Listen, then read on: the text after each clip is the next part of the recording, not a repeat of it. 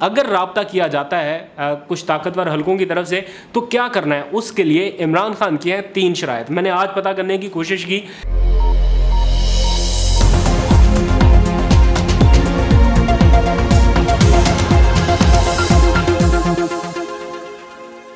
بسم اللہ الرحمن الرحیم، السلام علیکم، میں ہوں عبدالقادر اور آپ دیکھ رہے ہیں آپ کا اپنا فیس بک اور یوٹیوب چینل۔ آج تاریخ ہے 24 جولائی اور دن ہے اتوار کا۔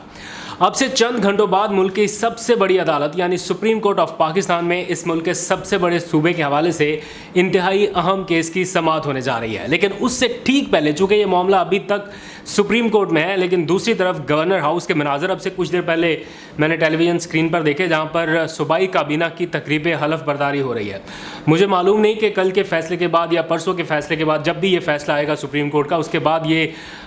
صوبائی حکومت برقرار رہتی ہے یا یہ کابینہ برقرار رہتی ہے، یعنی اتنی جلد بازی آخر کس لیے؟ ایک آدھ دن کا اور انتظار کیا جا سکتا تھا، کیونکہ کل ہی ممکن ہے کہ فیصلہ آ جائے، نہیں تو زیادہ سے زیادہ 2 دن اور لگیں گے، اس کے بعد یہ کر لیا جاتا۔ لیکن عوام کا پیسہ ہے، اس تقریب کے اوپر بھی پتہ نہیں کتنا خرچ ہوا ہوگا، فکر ہو تو پھر یہ معاملات آگے چلتے ہیں۔ بہرحال اپنا اقتدار، اپنی حکومت یہ بچانے کے لیے لاکھوں جتن کیے جا رہے ہیں، اور ان میں سے ایک ہے عدلیہ مخالف کیمپین، جو کہ اس کے سراغ اب آہستہ آہستہ ملنے شروع ہو گئے ہیں کہ کہاں کہاں سے اس کے تانے بانے مل رہے ہیں، اور ایک بہت ہی خطرناک منصوبہ بنایا جا رہا ہے۔ اس منصوبے کی بازگشت اب سے کچھ دیر پہلے عمران خان صاحب کی زیر صدارت ہونے والے انتہائی اہم ترین اجلاس میں بھی سنائی دی، اور وہاں پر یہ ڈسکس کیا گیا کہ کتنے لوگ ڈپلوائے کیے جا رہے ہیں، کس طرح سے کارکنان بھیجے جا سکتے ہیں، اور ایک ماڈل جو ہے اس کو ڈسکس کیا گیا کہ ایک پرانی طرز کا ماڈل نئے لفافے میں پیش کیا جا سکتا ہے عدلیہ پر حملے کے تناظر میں، اور اس کے اوپر کیا بات چیت ہوئی وہ بھی آپ کو بتانا ہے۔ اور تیسرا یہ کہ نرم مداخلت کے حوالے سے جو باتیں اب تک سامنے آئی ہیں، ان کی روشنی میں اگر ممکنہ طور پر کوئی رابطہ ہوتا ہے پی ٹی آئی سے تو اس صورت میں کیا کرنا ہے، آج اس بارے میں بھی بات کی گئی، اور 3 شرائط رکھی گئی ہیں chairman P T I Imran Khan کی طرف سے، یا یوں سمجھ لیجیے پی ٹی آئی کی طرف سے، کہ اگر بات کرنی ہے تو اس سے پہلے یہ 3 چیزیں جو ہیں وہ 3 شرائط ماننا ہوگی۔ اس بارے میں بھی تھوڑی سی بات کرنی ہے۔ پہلے ڈسکشن کر لیتے ہیں یہ جو عدلیہ مخالف ایک مہم چل رہی ہے، جو کیمپین ہو رہی ہے۔ آپ نے دیکھا 50 وزراء کی فوج ہے، ایک طرح سے وزراء پلس ہم خیال صحافی جو ہیں وہ اس وقت میدان میں کود چکے ہیں، اور بس سارا زور اس بات پر ہے کہ وہ بینچ جو ہے وہ مکمل طور پر شامل کیا جائے جس میں ہمارے لائک مائنڈڈ ججز شامل ہیں۔ مطلب ایک تاثر تو اسی طرح کا دیا جا رہا ہے نا۔ فل بینچ بنانے کا مقصد کسی طور پر شاید یہ نہیں ہو سکتا کہ بہت فری اینڈ فیئر یہ کوئی جسٹس چاہتے ہیں، کیونکہ یہی وہ بینچ تھا جس نے عمران خان صاحب کی حکومت کو چلتا کیا۔ قاسم سوری سے متعلق جو رولنگ تھی اس کو نل اینڈ وائڈ قرار دیا، یا اس کو ریورس کیا یا انڈو کیا، یہ جو کچھ بھی ہوا اسی بینچ کے تحت ہی ہوا تھا، اور یہی لوگ اس بینچ میں بھی شامل تھے، اور اس کے بعد اب یہی بینچ سن رہا ہے اس پلی کو جو کہ ڈپٹی اسپیکر پنجاب اسمبلی کے حوالے سے ہے۔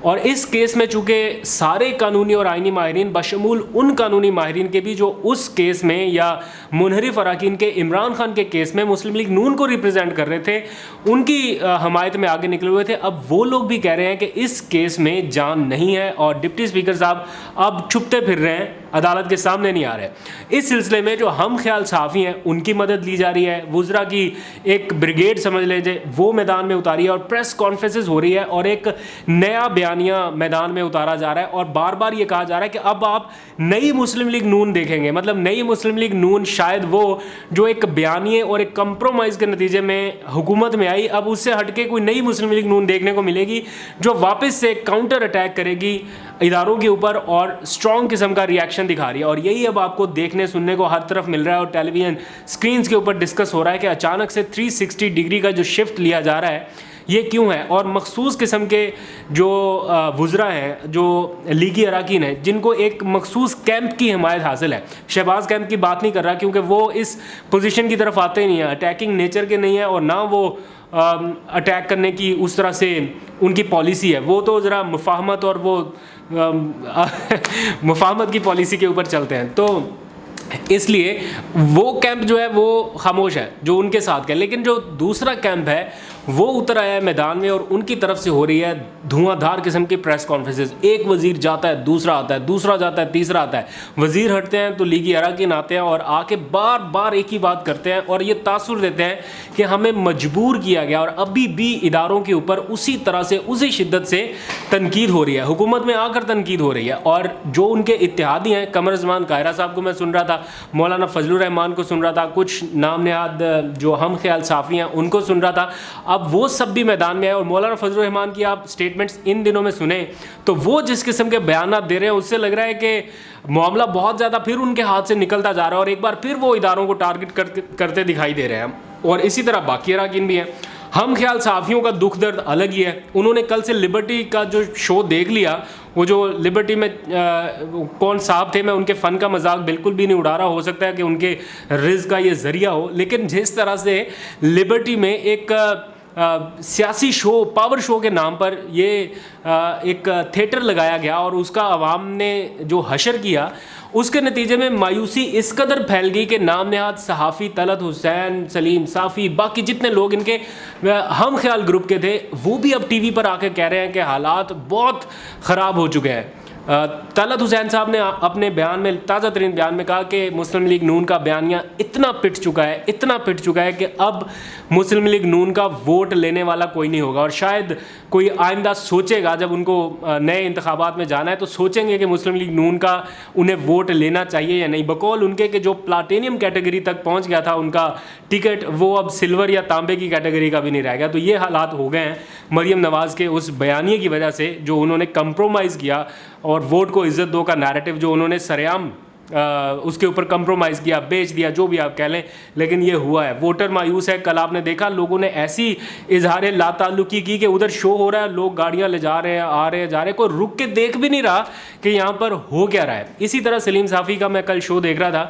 وہ بڑے دنوں تک کہتے رہے کہ اکانومی کے نام پر مذاق بنایا جاتا رہا, اور عمران خان نااہل, اور یہ اور وہ, ان کو کچھ کرنا نہیں آتا, اور فروخ سلیم صاحب کو لے کے بیٹھے ہوئے تھے جو عمران خان کی پالیسیز پر ہر لمحہ تنقید کرتے تھے. اب وہ بھی یہ شو کر رہے تھے کہ پاکستان ڈیفالٹ ہو رہا ہے. کیا واقعی ڈیفالٹ ہو رہا ہے؟ اور ہیڈ لائن کیا تھی, ڈیفالٹ کا شوشہ, لفظ لکھا ہوا تھا, ڈیفالٹ کا شوشہ, حقیقت یا افسانہ. بھئی اگر آپ نے یہ پتہ ہی کرنا ہے کہ یہ حقیقت ہے یا افسانہ ہے تو آپ شوشے کے لفظ کی بجائے خدشہ لکھ سکتے تھے کہ ڈیفالٹ کا خدشہ, حقیقت یا افسانہ. لیکن آپ نے وہاں پر بھی مذاق بنایا اور شوشہ لکھا, آپ کو لگا کہ یہ شوشہ چھوڑ رہے ہیں. اور جب فروخ سلیم کو تجزیے کے لیے بٹھایا تو اس نے کہا کہ ڈیفالٹ کی طرف جا رہے ہیں ہم, اور اس نے کہا کہ جو حالات ہیں, جو انڈیکیٹرز آ رہے ہیں, ہم نہیں بچنے والے ڈیفالٹ سے. تو جب سارے کہہ رہے ہیں کہ اس طرف جاتا جا رہا ہے پاکستان, اگر یہ ڈالر آپ کا 240 سے 250 تک چلا گیا ان حالات میں, جو کہ جا بھی سکتا ہے, کیا غضب مچے گا اس ملک پہ. آپ نے مذاق میں بس اپنا ٹی وی شو کیا, چلے گئے, اندازہ بھی نہیں ہے کہ شاید کیا صورتحال ہو چکی ہے اس وقت پاکستان کی. یہ ریورس نہیں ہونا, یہ ڈالر کا جو معاملہ ہے یہ واپس 180 پہ 170 پہ کبھی نہیں جانا. اب جو جہاں پر چلا گیا اس سے آگے جا سکتا ہے, یہاں کسی محنت کی وجہ سے یہاں پہ اسٹیبل ہو سکتا ہے. اس سے نیچے آنا تو کوئی معجزہ ہوگا, اللہ کرے آ جائے, لیکن حالات لگ نہیں رہے. تو وہ والی چیزیں جو پہلے کبھی آسانی سے دسترس میں ہوا کرتی تھیں, سستی سے سستی یا مہنگی سے مہنگی, اب اسکائی راکٹ ہو چکی ہیں ان کی قیمتیں. اور بندہ سوچتا ہے ایک لمحے کے لیے کہ یار چند دنوں پہلے تو یہ ریٹ تھا, آج یہ ریٹ ہے. میں کوئی ٹکٹ چیک کر رہا تھا, ایئر ٹکٹ چیک کر رہا تھا, کچھ دنوں پہلے جو ٹکٹ شاید 2.25 لاکھ 2.5 لاکھ کے آس پاس تھی, وہ 3,80,000 کے قریب جا چکی. تو میں خود یہ سوچ رہا تھا کہ یار اتنا چند دنوں کے تو واقعی وہ ڈالر اتنا اوپر گیا تو اس کا فرق تو پڑنا ہی پڑنا ہے. خیر, ان سارے معاملات کا جو حل ہے وہ ہے قبل از وقت انتخابات, فریش الیکشن. اس کے لیے نرم مداخلت کا ایک بیان کل سے ہر طرف گردش کر رہا ہے. میں نے کل کے ولاگ میں بھی بتایا کہ میں نے ری چیک کیا ہے پی ٹی آئی کی ٹاپ لیڈرشپ سے کہ کیا اس طرح کا کوئی پیغام اب تک ان کے پاس پہنچا ہے. دا آنسر از نو, ابھی تک کوئی رابطہ نہیں ہوا. لیکن الٹیمیٹلی چونکہ معاملہ آنا اسی طرف ہی ہے, جو مرضی جتنا مرضی کوئی بھاگ دوڑ لے, کیونکہ پنجاب حکومت گئی تو مرکز گئی, مرکز میں پھر سروائیول مشکل ہے بلکہ ناممکن ہے. تو اس لیے آنا تو قبل از وقت انتخابات کی طرف ہے. تو اس صورت میں اگر رابطہ کیا جاتا ہے کچھ طاقتور حلقوں کی طرف سے تو کیا کرنا ہے, اس کے لیے عمران خان کی ہیں 3 شرائط. میں نے آج پتہ کرنے کی کوشش کی, یہ کنفرم ہو چکا ہے کہ 3 شرائط کے اوپر ہی بات چیت ہوگی. لیکن 3 شرائط کون کون سی ہیں, اب ابھی اس بارے میں تحقیق کر رہا ہوں کیونکہ مجھے منع کیا گیا ہے اس سے زیادہ بات کرنے سے، لیکن میری اپنی ازمپشن یہ ہے، میرا اپنا خیال یہ ہے کہ ہو سکتا ہے ان میں سے ایک شرط تو یہ ہو کہ پہلے انتخابات کی تاریخ دیں کہ کس تاریخ کو آپ انتخاب کرا رہے ہیں، اس کے بعد پھر ہم آپ سے بات کریں گے، یا اسمبلیوں میں واپس آنا ہے یا جو بھی ہے۔ اور نمبر 2 میرا خیال ہے جو موسٹ پروبیبلی ہو سکتا ہے وہ چیف الیکشن کمشنر کا ریزائن ہو سکتا ہے، یا ایسا سیٹ اپ ہو سکتا ہے جس کے اوپر پی ٹی آئی کو بھی اتفاق ہو، یا وہ ان کے اوپر کم از کم اعتماد کر سکتے ہو، ایسا سیٹ اپ۔ موجودہ چیف الیکشن کمشنر کی موجودگی میں تو عمران خان کہہ چکے کہ ہم الیکشن میں نہیں جائیں گے، بالفرض اگر الیکشن میں دھکیل بھی دیا جاتا ہے تو اس کے نتائج کو کون تسلیم کرے گا؟ پھر آپ نے دیکھا ابھی جو الیکشن ہوئے ہیں ان کے نتائج کو عمران خان نے تسلیم تو کیا، لیکن اس کے اوپر سوالات بہت زیادہ اٹھے۔ تو اسی طرح اگر خدا نخواستہ جنرل الیکشن میں یہ سب کچھ ہو گیا تو عمران خان تو خاموش نہیں بیٹھیں گے، پھر تو اس سے زیادہ آپ کو برداشت کرنی پڑے گی یہ جو سیاسی بحران جیسی صورتحال ہے۔ تو اس لیے یہ بھی آپشن ہو سکتا ہے۔ اور نمبر 3 کون سا ہے اس کے لیے انتظار کریں کل تک کا، میں معلوم کر کے آپ کو ضرور بتاؤں گا کہ عمران خان کی 3 شرائط کون سی ہیں۔ لیکن آج جو اجلاس ہوا اس اجلاس میں عمران خان صاحب نے بریفنگ لی ہے پوری، جو ڈپٹی اسپیکر کی غیر قانونی رولنگ ہے اس حوالے سے، اور بتایا گیا ہے کہ یہ اس کے 99% چانسز ہیں کہ اس رولنگ کو ریورس کرنا ہی کرنا پڑے گا، کیونکہ اور کوئی آپشن نہیں ہے۔ اگر کوئی بہت زیادہ بھی سائڈ لے لے تو اس رولنگ کو ریورس کرنے کے، برقرار رکھنے کے حق میں بہت کم دلائل ہیں۔ اور ساتھ ہی عمران خان صاحب نے کہا کہ پنجاب سے مسترد ہو کر اب یہ اوچھے ہتھ کنڈوں پر اتر آئے ہیں کہ بینچ ان کی مرضی کا بنے، بینچ تشکیل دینا خالصتاً چیف جسٹس آف پاکستان کا دائرہ کار ہے، انہی کا اختیار ہے، انہی کا پروگریٹو ہے، اس لیے اس کو کویشچن کرنا یا اس کو چیلنج کرنا یہ نہیں ہو سکتا۔ اب نون لیگ شاید ایک درخواست لے کے جا رہی ہے سپریم کورٹ میں، کل فائل کریں گی کہ جناب ہمیں فل کورٹ جو ہے وہ فل بینچ دیا جائے۔ فل بینچ میں جسٹس قاضی فائز عیسیٰ بھی ہیں اور بھی بہت سارے ججز ہیں، میں سب کا نام نہیں جانتا، لیکن ان کو لگتا ہے کہ انہیں شاید فل کورٹ سے یا فل بینچ سے ریلیف مل سکتا ہے، اس لیے وہ اس کی کوشش کر رہے ہیں۔ اور ساتھ ہی چیئرمین پی ٹی آئی نے یہ بات واضح کیا کہ اب یہ جو مرضی کر رہے ہیں ان کا بیانیہ ختم ہو چکا، اب عوام انہیں ایک بار اب مسترد کر چکی ہے، ان کی واپسی اب کسی صورت نہیں ہو سکتی۔ یہی ڈر پی ایم ایل این کے کیمپس کو بھی ہے کہ ہم نے جو بیانیہ اتنی مشکل سے کھڑا کیا تھا وہ اپنے ہاتھوں سے گرا دیا، ختم کر دیا سب کچھ، اب کس بیانیے پر الیکشن لڑنا ہے؟ آگے الیکشن ہے، اس میں جانا ہے، اور اس سے پہلے ضمنی انتخابات کے نتائج دیکھ لیے ہیں، تو فیصلہ کرنا بہت مشکل ہو رہا ہے۔ آپ کو اپڈیٹ کرتا رہوں گا۔ آج تک کے لیے اتنا، اپنا بہت سا خیال رکھیے، خدا حافظ۔